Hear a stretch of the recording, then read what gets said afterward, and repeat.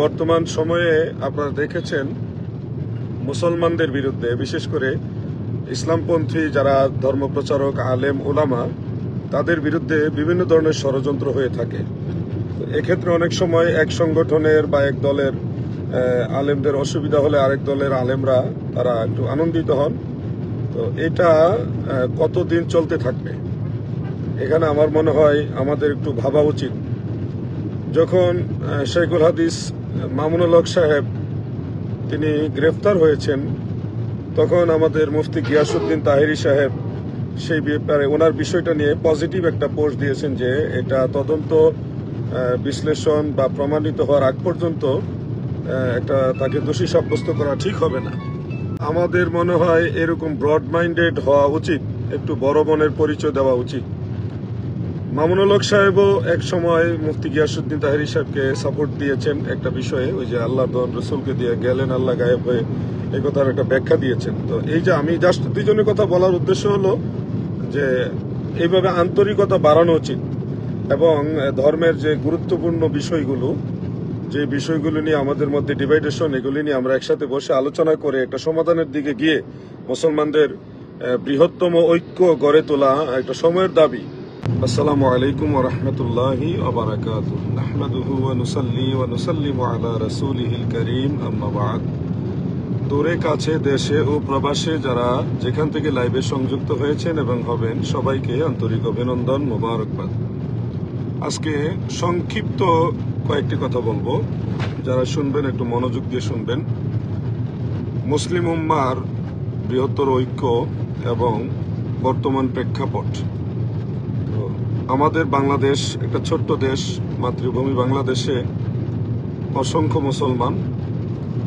মুসলমানদের নির্দিষ্ট সংখ্যা যদিও একটা শুমারির মাধ্যমে আমরা জানি, তারপরও এই মুসলমানদের মাঝে অনেকগুলো দল, অনেকগুলো সংগঠন। আমরা এই 1400-1450 বছর যাবৎ রাসূল করিম সাল্লাল্লাহু আলাইহি ওয়াসাল্লামের হাদিস থেকে যেটা জানি, আহলে সুন্নাত ওয়াল জামাত হলো একমাত্র নাজাতপ্রাপ্ত দল, ফিরকায়ে নাজিয়া, যেটা হাদিস শরীফ থেকেই আমরা পেয়েছি। তো দলমত নির্বিশেষে সব দলের, সব ঘরানার, সব আলেমরাই কিন্তু এটা একটা সময় গিয়ে স্বীকার করেন যে আহলে সুন্নাত ওয়াল জামাত হলো একমাত্র নাজাতপ্রাপ্ত দল। তো এই কথার উপরে আমার জানা মতে কারো কোনো দ্বিমতও নেই এবং দ্বিমত পোষণ করতেও পারবেন না এবং করার সুযোগ নেই। তো সেই হেতু আমার একটা উদাত্ত আহ্বান থাকবে। বর্তমান সময়ে আপনারা দেখেছেন মুসলমানদের বিরুদ্ধে, বিশেষ করে ইসলামপন্থী যারা ধর্মপ্রচারক, আলেম, ওলামা, তাদের বিরুদ্ধে বিভিন্ন ধরনের ষড়যন্ত্র হয়ে থাকে। এক্ষেত্রে অনেক সময় এক সংগঠনের বা এক দলের আলেমদের অসুবিধা হলে আরেক দলের আলেমরা তারা একটু আনন্দিত হন। তো এটা কতদিন চলতে থাকবে, এখানে আমার মনে হয় আমাদের একটু ভাবা উচিত। যখন শেখুল হাদিস মামুনুল হক সাহেব তিনি গ্রেফতার হয়েছেন, তখন আমাদের মুফতি গিয়াসউদ্দিন তাহেরি সাহেব সেই ব্যাপারে ওনার বিষয়টা নিয়ে পজিটিভ একটা পোস্ট দিয়েছেন যে এটা তদন্ত বিশ্লেষণ বা প্রমাণিত হওয়ার আগ পর্যন্ত তাকে দোষী সাব্যস্ত করা ঠিক হবে না। এরকম ব্রড মাইন্ডেড হওয়া উচিত, একটু বড় মনের পরিচয় দেওয়া উচিত। মামুনুল হক সাহেবও এক সময় মুফতি গিয়াসউদ্দিন তাহেরি সাহেবকে সাপোর্ট দিয়েছেন একটা বিষয়ে, ওই যে আল্লাহ রসুলকে দিয়ে গেলেন আল্লাহ গায়েব হয়ে, এই কথার একটা ব্যাখ্যা দিয়েছেন। তো এই যে আমি জাস্ট দুজনের কথা বলার উদ্দেশ্য হলো যে এইভাবে আন্তরিকতা বাড়ানো উচিত এবং ধর্মের যে গুরুত্বপূর্ণ বিষয়গুলো, যে বিষয়গুলো নিয়ে আমাদের মধ্যে ডিভাইডেশন, এগুলি নিয়ে আমরা একসাথে বসে আলোচনা করে একটা সমাধানের দিকে গিয়ে মুসলমানদের বৃহত্তম ঐক্য গড়ে তোলা একটা সময়ের দাবি। অন্যথায় আমার মনে হচ্ছে আমরা মুসলমানরাই বেশি ক্ষতিগ্রস্ত হব। আলোচনার মূল একটা ভিত্তি আমরা নিতে পারি যে আহলে সুন্নাত ওয়াল জামাতের মৌলিক আকীদা কেন্দ্রিক ঐক্য। এরকম একটা আলোচনা আমরা যদি করতে পারি তাহলে আমাদের মুসলমানদের অনেক বড় উপকার হবে এবং যে সমস্ত ফরই বিষয়গুলি রয়েছে এবং মুস্তাহাব মুস্তাহসান বিষয়গুলি রয়েছে, এগুলির ব্যাপারে সুন্দর একটা ডিসিশন নেওয়া যেতে পারে। কারণ অনেক মুস্তাহাব আমল অনেকে করে না, এতে তারা গুনাহগার হবে না, আবার যারা করে তারা সওয়াবের ভাগীদার হবে। সলফে সালেহীন তাদের অনুসরণ অনুকরণের মাধ্যমে আমরা একটা সমাধানের দিকে যেতে পারি। তো আজকে আমি সংক্ষিপ্ত এই দুইটা কথাই বলতে চাই যদি আপনারা বৃহত্তর ঐক্যবদ্ধ না হন তাহলে আপনাদের কপালে, মানে আমাদের মুসলমানদের কপালে আরো দুর্গতি আছে, আমরা এটা বহন করা লাগবে। আন্তরিকভাবে সবাইকে বলছি, সবাই যার যার অবস্থান থেকে সহনশীল অবস্থায় আসেন, বৃহত্তর মুসলিম ঐক্যের দিকে এগিয়ে আসেন। শুধুমাত্র যারা লামাযহাবী, যারা আমাদের আইম্মায়ে কেরামকে, মাযহাবের ইমামদেরকে কটাক্ষ করেন, তাদেরকে বাতিল মনে করেন, তাদেরকে মুশরিক মনে করেন, আইম্মায়ে আহলে সুন্নাহ তাদেরকে তারা যারা মনে করেন বিভ্রান্ত বা গুমরাহ মনে করেন, এই ধরনের লোকদেরকে বাদ দিয়ে যারা সলফে সালিহিনকে সম্মান করেন, মানেন, ওয়াত্তাবি' সাবিলা মান আনাবা ইলাইয়া বা ইহদিনাস সিরাতাল মুস্তাকিম সিরাতাল্লাযীনা আন'আমতা আলাইহিম, এই মূলনীতির আলোকে সলফে সালিহিনের অনুসরণে কোরআন এবং সুন্নাহর বৃহৎ স্বার্থে বা কোরআন সুন্নাহ মানার জন্য আমরা একটা আলোচনা করতেই পারি।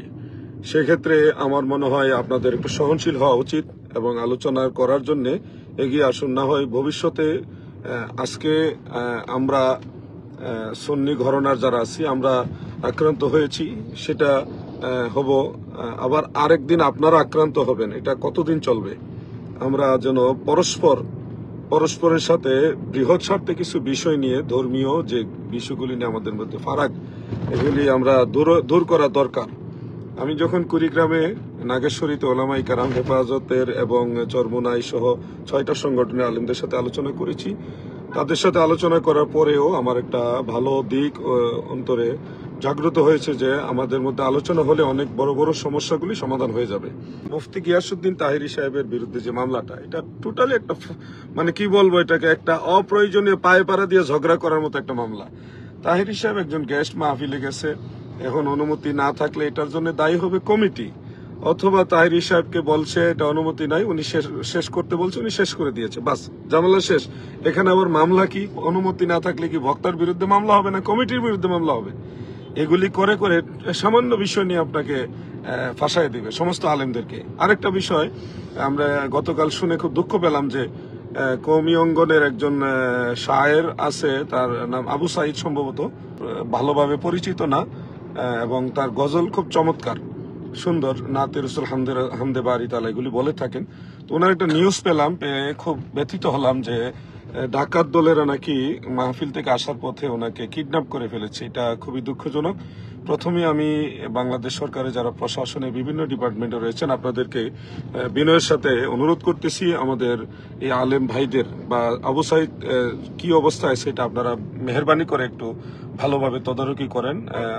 এই বিপদটা আবু সাইদের আজকে এসেছে, কালকে আমাদেরও আসতে পারে। অতএব আমরা মনে করি প্রশাসনের সহযোগিতায় আবু সাইদকে খুঁজে বের করা হোক এবং তাকে সহযোগিতা করা হোক। তাকে কোথায় আছে তাকে সর্বোচ্চ সহযোগিতা দিয়ে আলেমদের পাশে দাঁড়ানোর জন্য আহ্বান করতেছি। এবং পাশাপাশি আরেকটা কথা, আপনারা যারা দর্শক শ্রোতা আছেন আপনারা শুনে রাখুন যে আমাদের বক্তা যারা এই লাইনে যারা দ্বীনি খেদমত করেন ময়দানে, তাদের জীবনের কোনো নিরাপত্তা নেই, একেবারে খুবই রিস্ক নিয়ে চলতে হয় আমাদেরকে। রাস্তাঘাটে চোর ডাকাত বা নিরাপত্তার সর্বোচ্চ নিরাপত্তাহীনতার মধ্যে আমরা চলি। রোড অ্যাক্সিডেন্ট বা একটা মাহফিলে 1.5 ঘন্টা আলোচনা বা 2 ঘন্টা আলোচনার জন্য আমাদের অনেক সময় 12 ঘন্টা 14 ঘন্টা, অনেক সময় 18 ঘন্টাও জার্নি করতে হয়। তো এই যে কষ্টের পরে কষ্ট, এগুলি কিন্তু মানুষ বুঝে না। বক্তারা তাদের জীবনকে বাজি রেখে একটা প্রোগ্রামে যায় এবং রাতের বেলা আসার সময় অনেক সময় এগিয়েও দেয় না। এরপরে ধরেন অনেক জায়গায় আলেমরা দুর্ঘটনার শিকার হয়, তাদের পাশে দাঁড়ানোর মতো তেমন লোক থাকে না। কমিটিরা তো জাস্ট মাহফিল করাইছে, তাদের মাহফিল হয়ে গেছে, বাস দায়িত্ব শেষ। কিন্তু বক্তা এখন বাঁচবে না মরবে, নিরাপদে তার গন্তব্যে যাবে কিনা, এগুলো নিয়ে কারো কোনো দেখাশোনার দায়িত্ব নেই। তো আমার অনুরোধ হলো আপনারা আলেম বান্ধব হন, আলেমদের দরদি হন, আলেমদের প্রতি মহব্বত আরো বেশি বাড়াতে হবে, না হয় ধর্মের যে ময়দানের খেদমতটা এটা কমে যাবে। আর আবু সাইদ কলরবের মনে হয় আবু সাইদ, তার বিষয়টা আপনারাও যদি কেউ পারেন তাকে খুঁজে বের করার জন্য সহযোগিতা করেন। আলেমদের যে কোনো আলেম বিপদে পড়লে তাকে সহযোগিতা করেন। আমাদের মধ্যে যে দূরত্বগুলি রয়েছে আমরা এগুলি আলোচনা করে আহলে সুন্নাত ওয়াল জামাতের মৌলিক আকীদা কেন্দ্রিক এগুলি আমরা সমাধান করার চেষ্টা করবো ইনশাআল্লাহ। কিন্তু আলেমদের মধ্যে অনৈক্য থাকাটা আমার মনে হয় আমাদের জন্যই ক্ষতি, আমরা নিজেদের ক্ষতি নিজেরা করব। আর এটাও সত্য যে যারা কওমি ঘরানার মধ্যে রয়েছে, তাদের মধ্যে একটা সম্প্রদায় রয়েছে তারা উগ্রপন্থী, যারা বিভিন্ন দরবারে মাজারে অ্যাটাক করছেন, মাজারের গরু চুরি করতেছেন, ছাগল চুরি করতেছেন, মুরগি পর্যন্ত চুরি করতেছেন, একেবারে একটা ইট পর্যন্ত চুরি করতেছেন। এই ধরনের কালচার বা চরিত্রের সাথে ইসলামের কোনো সম্পর্ক নেই। আমরা মুসলমানের মধ্যে আমরা আহলে সুন্নাত ওয়াল জামাতের অনুসারী, এবং আল্লাহর আউলিয়াদের যে তাসাউফ রয়েছেন, গৌসে পাক আব্দুল কাদের জিলানী, খাজা গরিব নওয়াজ, বাহাউদ্দিন নকশবন্দ, মুজাদ্দিদ আল ফিসানি, এরকম বড় বড় আউলিয়া কেরাম, সলফে সালিহিন যারা আমাদের, তাদের তাসাউফের যে দীক্ষা, সেই দীক্ষার উপর আমরা চলি। সেই হিসাবে আমরা সহনশীল, অবশ্যই সর্বোচ্চ পর্যায়ে সহনশীল। উগ্রতা থেকে বের হয়ে আসতে হবে। আল্লাহ তাআলা সবাইকে আহলে সুন্নাত ওয়াল জামাতের বৃহৎ স্বার্থে ব্রড মাইন্ডেড হয়ে এগিয়ে আসার তৌফিক দান করুক, আমিন।